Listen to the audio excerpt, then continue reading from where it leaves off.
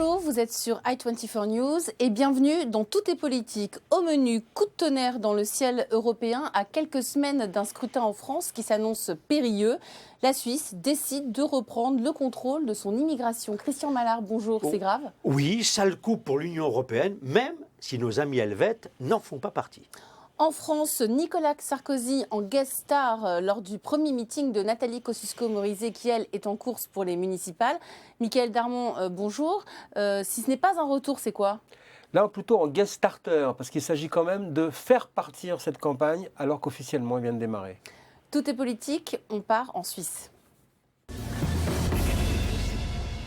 Ça s'appelle une votation, en fait c'est un référendum. Il fallait une majorité de votants, il fallait une majorité de cantons et c'est ce qui est arrivé. La Suisse reprend le contrôle de son immigration. On regarde tout de suite un rappel des faits en images avec David Neyman. À 100 jours des européennes, c'est en Suisse qu'ont été tracés les contours de la campagne.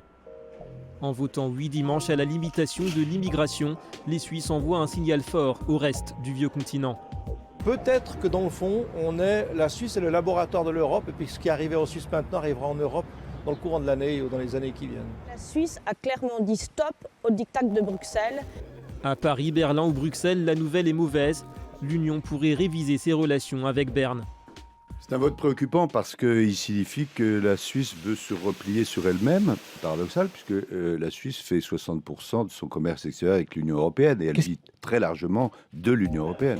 Mais côté eurosceptique, l'issue du référendum suisse tombe à pic pour les partis populistes et valide leur thème, lutte contre l'immigration et reconquête d'une souveraineté volée par le fédéralisme européen. De quoi décomplexer une fois pour toutes certains cadres de la droite française. Qu'elle veuille réduire globalement le nombre d'étrangers sur son territoire, c'est une revendication qui est parfaitement naturelle. Îlot prospère, isolé d'une zone euro en crise, égoïsme économique ou non, l'idée suisse de quotas d'immigration pourrait bien faire son chemin.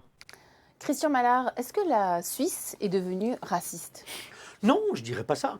J'ai retenu dans ce très bon sujet de notre ami David Neumann un des témoins suisses, enfin des Suisses qui dit la Suisse est peut-être le laboratoire de l'Europe pour la suite. On en a assez du diktat de Bruxelles et je crois qu'en effet, ce qui est en train de se passer est un phénomène intéressant à analyser, surtout pour les prochaines européennes qui vont avoir lieu à la fin du mois de mai.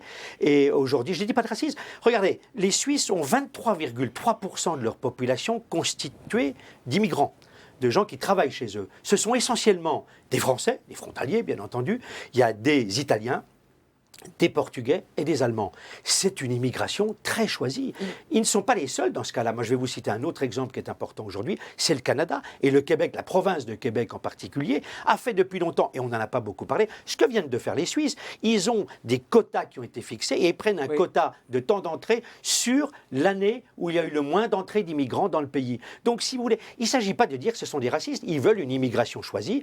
En France, ce n'est pas une immigration choisie. Nous avons des vrais problèmes d'insertion.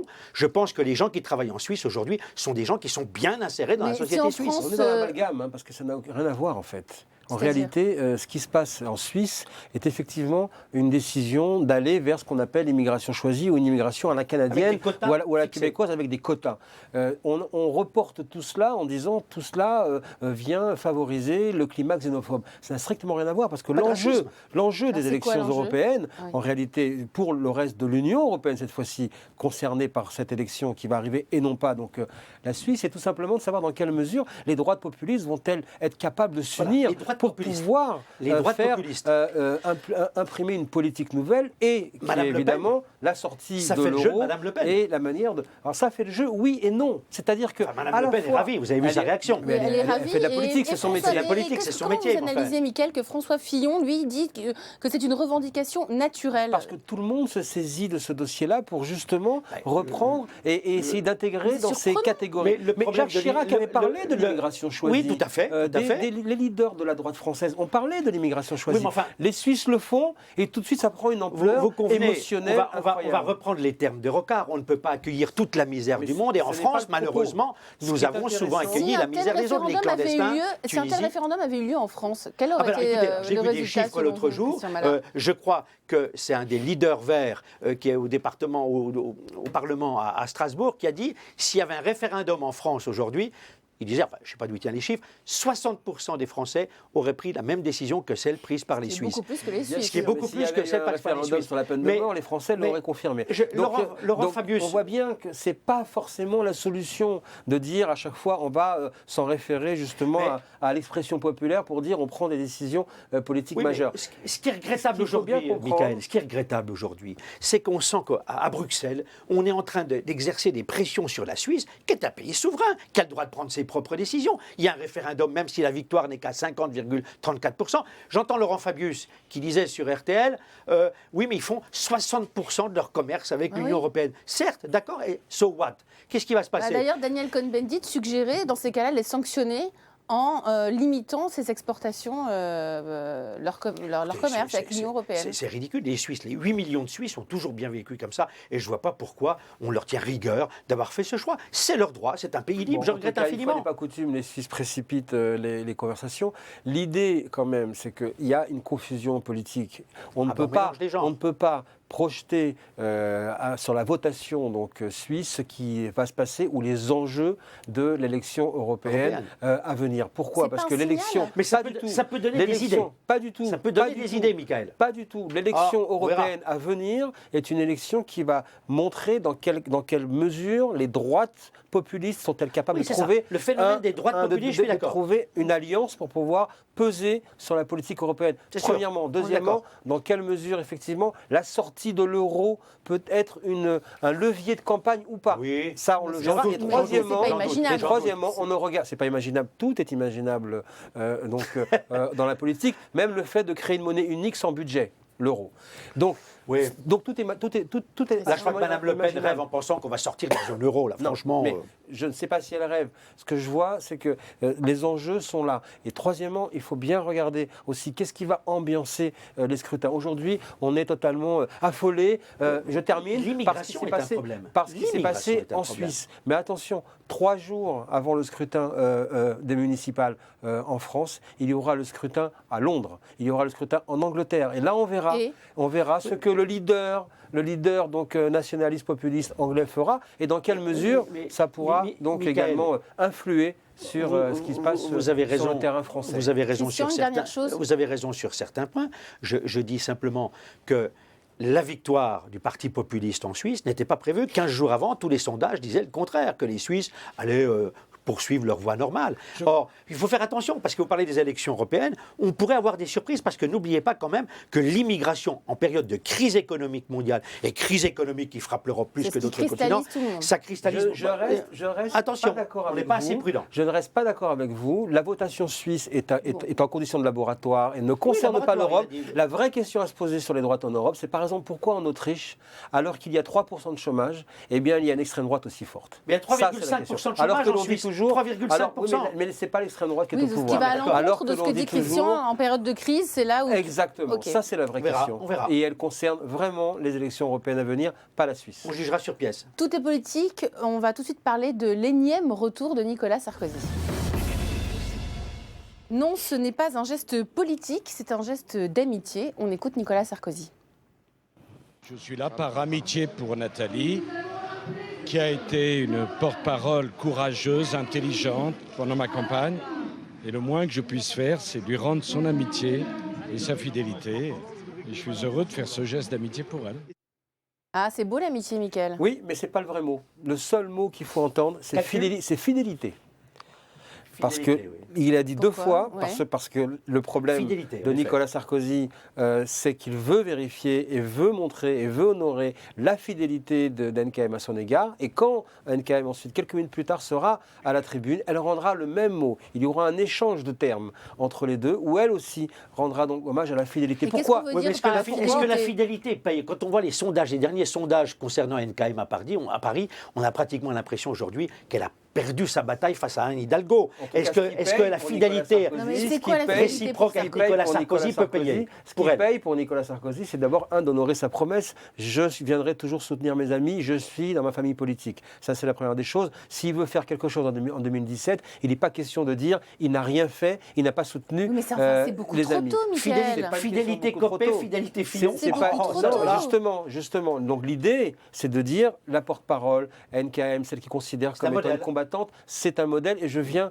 donc le marquer de ce point de vue-là. Deuxièmement, c'est vrai aussi que le mot fidélité vient parce que, de plus en plus, en 2014, aujourd'hui, de plus en plus de personnalités à droite affirment, assument et le disent maintenant sans embâche, on n'est pas tout à fait d'accord avec la perspective du retour de Nicolas Sarkozy. On veut des primaires. Donc il veut tester, c'est un test. Donc il envoie aussi un message à la droite en disant, en leur disant quand j'arrive quelque part, c'est toujours un événement, que ce soit pour décorer un élu ou pour soutenir une candidate. Deuxièmement, lorsqu'il y a la fidélité, je suis là. Et on verra ensuite, parce que vous savez, on connaît la politique, on connaît les politiques, ils volent toujours au secours de la victoire. Donc après, on verra les ralliés de la dernière heure. Et quelque part, il veut aussi marquer ceux qui étaient là. Quand, effectivement, c'est peut-être moins facile pour Nicolas Sarkozy ou pour les Donc il va arrêter sa communication de carte postale. Pas du tout. Elle va continuer. La prochaine aura lieu à Nice au mois de mars, lorsqu'il ira inaugurer en compagnie, et à sa demande de Bernadette Chirac, une aile d'hôpital au nom de Georges Pompidou à Nice. Et bien à ce moment-là, on le reverra sur le terrain français. Vous ne pensez pas que si Nicolas Sarkozy monte son propre parti, contre Copé, contre Fillon, enfin plutôt contre Fillon, que tout le monde va courir après, on va les suivre comme un seul homme? Il ne sera pas question pour Nicolas Sarkozy de monter son propre parti. C'est sûr? C'est pratiquement certain. Info sûre de Michael Darmon. Pendant ce temps, François Hollande était à Trappes avec Jamel Debbouze.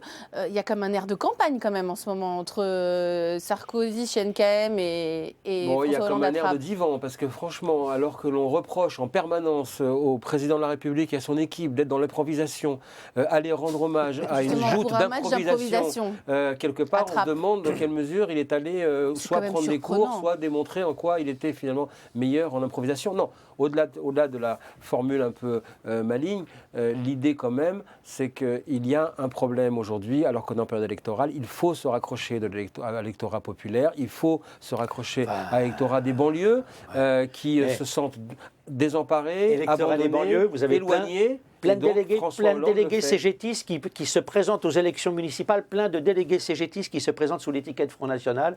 C'est pas quand même de bon augure. La semaine prochaine, il y aura un avis très important qui va devoir se prononcer sur la réintégration au sein de la centrale syndicale CGT d'un candidat FN déclaré. On en reparlera parce que si ça se fait, c'est un phénomène. Des lignes auront bougé, absolument. Oui, c'est un phénomène qui se répand énormément. Tout est politique. On passe tout de suite aux images de la semaine. Avec François Hollande qui donc était à Trappes. Là, François Hollande est à la Maison-Blanche. C'est une visite d'État aux États-Unis. C'est la première. Nicolas Sarkozy n'a pas eu cet honneur. Nicolas Sarkozy, l'Américain. Christian Mallard, c'est votre image de la semaine. Oui, c'est une visite, naturellement. Les deux hommes nous ont joué le grand amour franco-américain. Mais enfin, c'est quand même deux hommes que tout sépare aujourd'hui. C'est une Amérique aujourd'hui qui, économiquement, est en train de redécoller, avec un taux de croissance de 2,8, un taux de chômage qui est à 6,6. Nous, on a 0,9. Et malheureusement, on n'en est même pas sûr. Et puis, on a un taux de chômage à 10,9. Alors donc, c'est pas l'Amérique d'Obama qui se porte mieux. Alors c'est juste pour se faire pardonner par rapport à la Syrie. Non, mais attendez, on peut pas oublier que M. Hollande a été lâché en race campagne par Obama quand à un moment donné, il était prêt à intervenir militairement. Intervenir militairement contre la Syrie. Donc, si vous voulez, aujourd'hui, on joue « Je t'aime, moi non plus », c'est fantastique. Tout ce qu'on a pu voir, les belles images de la Maison-Blanche, du dîner d'État. Mais ça sert à quelque chose pour nos relations ?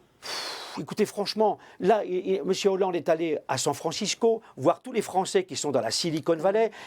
Permettez-moi l'expression, il a demandé à ceux qui le critiquaient il n'y a pas longtemps, ceux qu'on a appelés les pigeons, on va se faire un hug, on va se faire une accolade. C'est très bien. Mais enfin, si M. Hollande pense qu'il va continuer de pigeonner les pigeons et peut-être même le patronat français, je ne suis pas sûr que ça marche. Même s'il y a eu le volte-face de Pierre Gattaz sur place qui était inattendu.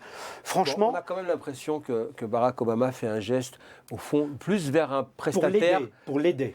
Plus vers un prestataire que vers un partenaire. C'est-à-dire qu'en réalité... En quoi il peut lui servir alors En réalité, il le sert parce qu'il lui dit il faut s'occuper de l'Afrique, il faut s'occuper du monde arabe, il faut s'occuper de ces régions-là dans lesquelles je me désengage. D'ailleurs, effectivement, avec la mauvaise manière sur la Syrie.